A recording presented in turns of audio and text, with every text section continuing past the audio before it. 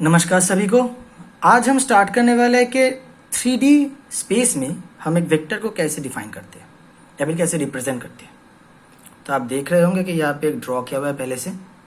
ये है X axis, Y axis, Z axis. अब पहली जो बात बतानी है कि ये एक्स, वाई और जेड एक्सिस ये हमने ऐसे क्यों लिया। हम एक्स, वाई, जेड भी ले सकते थे या फिर एक्स, जेड, वाई भी ले सकते थे, जैसे चाहे हम ले सकते थे। बट पहली बात ये है, हम जैसे चाहे इन लोगों को नहीं ले सकते। इन एक्सिसों को हम जैसे चाहे वैसे नहीं ले सकते। अगर आप क्योंकि आप अगर अपने हिसाब से एक्सिसों को लेने लगेंगे तो जो आप अभी तक पढ़ चुके हैं ग्राफ के बारे में या फिर उनके यूज के बारे में, उन सब का कुछ ना कुछ चेंज आपको दिखाई देगा। जैसे आपने theta, sine theta, cos theta, ये जो एंगल्स के बारे में जो पढ़ रखा है, वो किस डोमेन, किस रेंज में क्या होता है, वो सब कुछ चेंज हो जाएगा क्योंकि आप एक्सिसों को चेंज कर देंगे। द फर्स्ट थिंग कि एक्सिसों की एक खुद की अरेंजमेंट होती है। एक्स, वाई, जेड इनको ऑलवेज एंटी क्लॉकवाइज ही लिखा जाता है। X, Y, Z anticlockwise ही लिखा जाता है एक्स, वाई, जेड को। इसलिए आप कभी भी इसे क्लॉकवाइज नहीं लिख सकते। असल थ्योरी में अगर जाना चाहे तो ये सब 90 डिग्री लीडिंग पे लिखे हुए हैं, बट वो अब समझना थोड़ा मुश्किल हो जाएगा। तो जस्ट ये याद रखिए कि एक्स, वाई, जेड या फिर एक्स, वाई सबको हम एंटी क्लॉकवाइज लेते हैं। ठीक है। नेक्स्ट, ये जो पॉइंट है पी, ये जो आर वेक्टर है, ये इस पी पॉइंट का पोजीशन वेक्टर है। पोजीशन वेक्टर हमने पिछली जो वीडियो थी 2D vector representation of a vector, वहां पे हमने बताया था। अगर किसी ने वो वीडियो नहीं देखी है तो देख लीजिए, क्योंकि अगर वो देखेंगे तो इससे एक्सप्लेन करने में ज्यादा आसानी होगी मुझे। तो ये जो पी है, इसका जो कोऑर्डिनेट है वह ए बी सी। अब ये कोऑर्डिनेट कैसे डिफाइन करते हैं जी? X coordinate, Y coordinate, Z coordinate define कैसे करते हैं? जैसे 2D में हमने देखा था कि वाई एक्सिस से किसी पॉइंट का जो परपेंडिकुलर डिस्टेंस होता है उसे कहा जाता है एक्स कोऑर्डिनेट, और एक्स एक्सिस से जो परपेंडिकुलर डिस्टेंस होता है उसे कहा जाता है वाई कोऑर्डिनेट। बट 3D के बारे में ये हम नहीं बोल सकते, क्योंकि 2D में ये आसान था। इस एक लाइन है, ये लाइन है, इस लाइन के ऊपर ये परपेंडिकुलर है अगर इस प्लेन में देखा जाए तो। बट 3D में ऐसा कुछ नहीं होता। 3D में प्रॉब्लम क्या होता है, जरा देखिए। ये है एक लाइन, ये मेरा पेन एक लाइन है और ये उसके ऊपर परपेंडिकुलर है। अब ये तो यहाँ होगा तो ही परपेंडिकुलर होगा, इस तरफ होगा तो भी परपेंडिकुलर होगा। तो ये जो लाइन है वो बहुत जगह से परपेंडिकुलर हो सकता है। मतलब इस लाइन के ऊपर अगर इस पॉइंट में परपेंडिकुलर लाइन ढूंढना है तो infinite number of perpendicular lines हम ढूंढ सकते हैं। ठीक है। तो ये जो infinite number of perpendicular line ढूंढ सकते हैं, तो हम किस परपेंडिकुलर डिस्टेंस को मेजर करें? तब हम लेते हैं सरफेस। सरफेस के ऊपर परपेंडिकुलर कभी चेंज नहीं होता।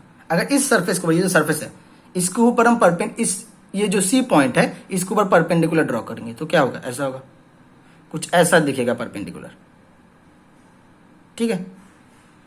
तो इस पॉइंट पे ये तो परपेंडिकुलर या फिर ये परपेंडिकुलर नहीं होगा, परपेंडिकुलर एक ही मिलेगा। तो 3D में हम ये जो परपेंडिकुलर डिस्टेंसेस है वो प्लेन से डिफाइन करते हैं। तो एक्स कोऑर्डिनेट क्या होता है? वाई जेड सरफेस से जो परपेंडिकुलर डिस्टेंस है, ये वाई, ये जेड, तो ये है हमारा वाई जेड सरफेस, उससे ये है परपेंडिकुलर डिस्टेंस। ठीक है। इस सरफेस से इस पॉइंट का परपेंडिकुलर डिस्टेंस है ये। 3D में मतलब प्लेन पे ड्रॉ किया हुआ इसलिए ये थोड़ा टेढ़ा है, बट ओरिजिनली अगर हम 3D में इसे इमेजिन करें तो ये जो लाइन है PD, ये इस सरफेस के ऊपर परपेंडिकुलर है।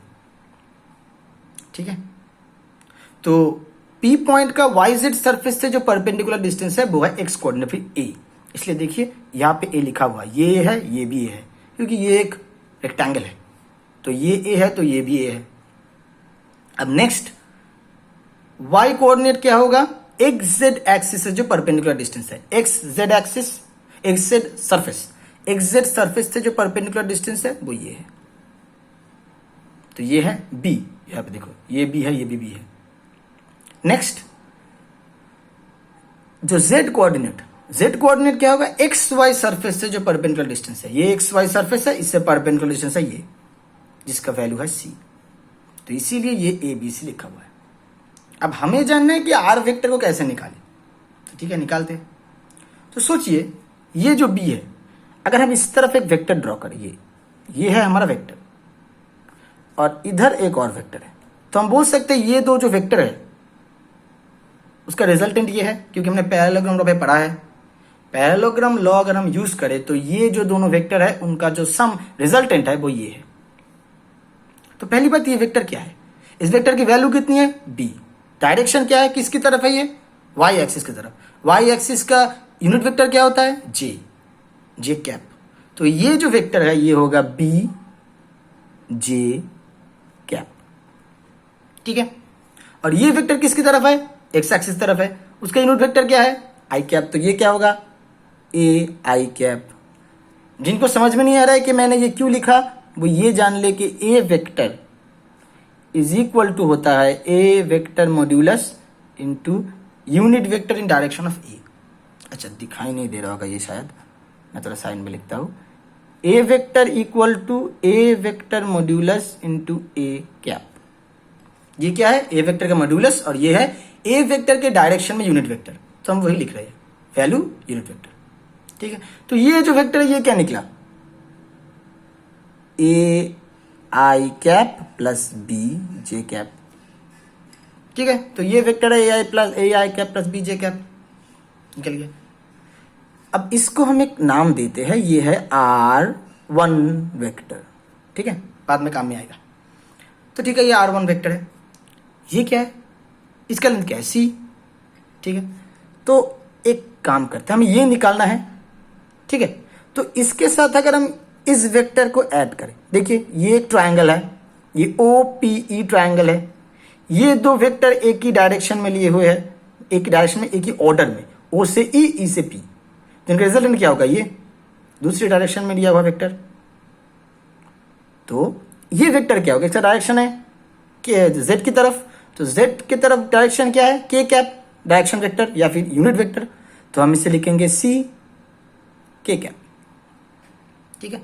तो ये और ये ऐड होके ये मिलेगा। तो हम आर वेक्टर को क्या लिख सकते हैं, R vector equal to A I cap plus B J cap plus C K cap. जैसे 2D में हुआ था 3D में वैसा ही है। अब क्या बताना है कि इस आर कैप का मॉड्यूलस कैसे निकलेगा। तो मॉड्यूलस कैसे निकालेंगे हम, तो पहली बात, ये जो R1 वेक्टर में लिया था उसका मॉड्यूलस क्या होगा, निकाल लेते हैं। R1 वेक्टर मॉड्यूलस, ये जो रेक्टेंगल है ये उनके दो साइड्स है, तो डायगोनल क्या होगा, ए स्क्वायर प्लस बी स्क्वायर। ये तो हम लोग को पहले से ही पता है।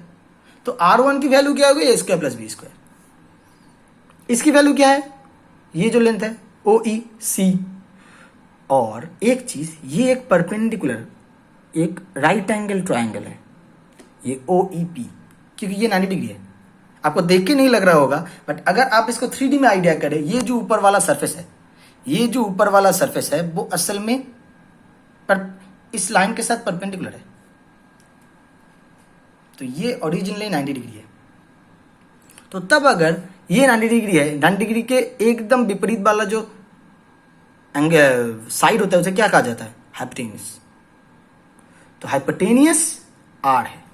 तो हम अगर R का वैल्यू निकाले तो R स्क्वायर इक्वल टू क्या निकलेगा, R1 square plus C square. अब R1 स्क्वायर क्या है, ये R1 है हमारा, तो R1 स्क्वायर क्या निकलेगा, A square plus B square, और ये होगा C स्क्वायर। तो हम क्या लिख सकते हैं कि R वेक्टर का जो मॉड्यूलस है वो है √A square plus B square plus C square, ठीक है। तो हम धीरे धीरे इससे थोड़ा आगे जाएंगे। तो ये क्या मिला हमें, बस वेक्टर का मॉड्यूलस। अब डायरेक्शन, मॉड्यूलस तो निकल गया, डायरेक्शन कैसे निकाले। तो जब हम 2D पे कर रहे थे तो हमने एक एंगल निकाला था, डायरेक्शन मिल गया था, क्योंकि हमें पता था कि ऐसा अगर कोई एक्सिस है, ये हमारा वेक्टर है, अगर ये थीटा है तो ये 90 डिग्री माइनस थीटा है, ये फिक्स था। बट यहां पे ऐसा कुछ नहीं होने वाला, यहां पे ऐसा होगा ही नहीं, क्योंकि 3D में तीनों एंगल सेम हो, मतलब तीनों एंगल में कोई रिलेशन ही नहीं होता प्रॉपरली, मतलब ऐसा कोई रिलेशन नहीं है कि इस एंगल को 90 डिग्री से हटा दे तो हो जाएगा। तो जो एंगल होते हैं उनको हम पहले मान लेते हैं कि ये जो एक्स एक्सिस का एंगल है वह अल्फा, वाई के साथ जो एंगल है वो है बीटा, और जेड के साथ जो एंगल है वो है गामा। एक्स के साथ जो एंगल है वो है अल्फा, वाई के साथ जो एंगल है वो बीटा, जेड के साथ जो एंगल है वो है गामा। ठीक है, अब हम एक एंगल से निकालेंगे, मतलब एक एंगल की वैल्यू को हम निकाल सके तो, और साइमल्टेनियसली सब कुछ निकल जाएगा। तो एक चीज दिखाता हूं, ये है मेरा अल्फा। अगर ये एक ट्रायंगल है, क्या ट्रायंगल है? राइट एंगल ट्रायंगल है, ये 90 डिग्री है, तो ये क्या है? हाइपोटेनियस। ओके, ये क्या है? हाइट। ये क्या है? बेस। अब ध्यान से सोचिए, ये जो हमारा राइट एंगल ट्रायंगल, अगर ये एंगल थीटा है तो ये है ये है हमारा हाइपोटेनियस, ये है बेस, ये है हाइट, और हम परपेंडिकुलर ही बोल सकते हैं इसे। ठीक है, तो यहां पे हमारा हाइट कौन सा है? इस एंगल के ठीक विपरीत बाहु या फिर विपरीत साइड, R1 हाइट है, C है हमारा बेस, और R हाइपोटेनियस। तो हमने जब देखा था कि पिछली बार जब 2D वेक्टर में हम देखे थे कि जो यूनिट वेक्टर है वो डिफाइन हुआ था किस? कॉस थीटा से, cos theta I cap plus cos 90 degree minus theta I cap मैंने दिखाया था। अब बोलोगे साइन से ही वो डिफाइन हो सकता था, बट उसे कॉस से डिफाइन करने का कारण था क्योंकि यहां पर भी ये कॉस से ही डिफाइन हुआ। कैसे? तो अगर हमें कॉस अल्फा निकालना है, कॉस गामा निकालना है, तो कॉस गामा में क्या होगा? Base by hypotenuse. बेस कौन सा है? C। हाइपोटेनियस क्या है? R। अगर आप ये हर एंगल के लिए करें तो जो आप निकलेंगे वो है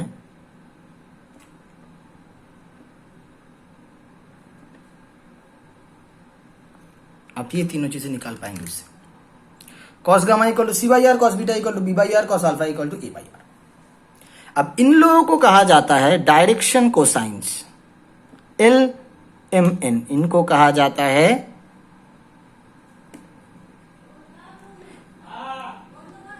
डायरेक्शन कोसाइन। ठीक है, LMN पता चल गया।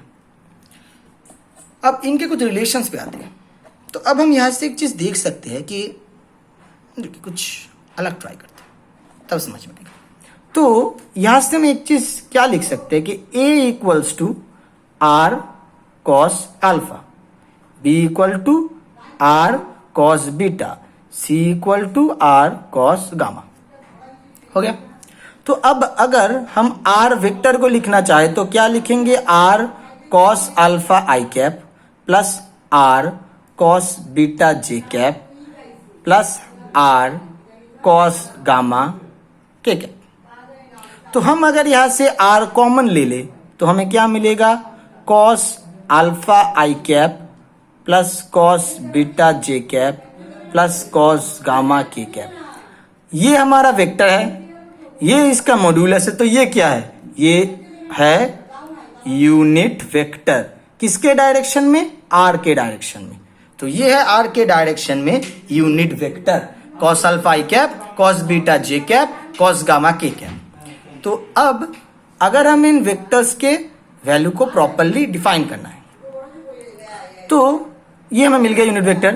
तो अब L square plus M square plus N square, ये क्या होगा? ये होगा A square by R square plus B square by R square plus C square by R square.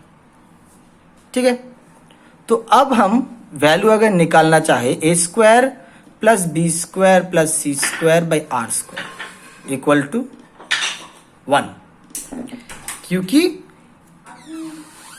इस तो A square plus B square plus C square क्या है, are, हमने यहाँ पे निकाल रखा है आर स्क्वायर। तो A square plus B square plus C square equal to क्या निकला है, आर स्क्वायर। तो इसीलिए 1 निकला, मतलब L square plus M square plus N square equal to 1। अब इससे हमें क्या सुविधाएं मिली, ये क्या है कॉस अल्फा, तो इसकी जगह एल लिख सकते हैं हम, कॉस बीटा की जगह एम, कॉस गामा की जगह एन। तो L I cap plus M J cap plus N K cap, ये क्या हुआ हमारा आर यूनिट वेक्टर। ठीक है, तो अगर ये आर यूनिट वेक्टर है तो इसका मॉड्यूलस क्या निकलेगा, root over L square plus M square plus N square equal to 1। तो हम ये भी दिखा सकते हैं कि ये प्रॉपरली एक यूनिट वेक्टर है यहां से, कि इसकी वैल्यू भी 1 है। तो ये है 3D representation of a vector. ठीक है, तो आज के लिए इतना ही।